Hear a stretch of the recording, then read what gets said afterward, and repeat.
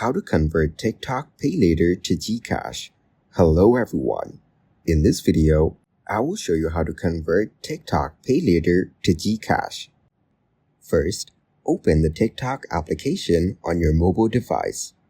Next, tap on your profile in the bottom right corner.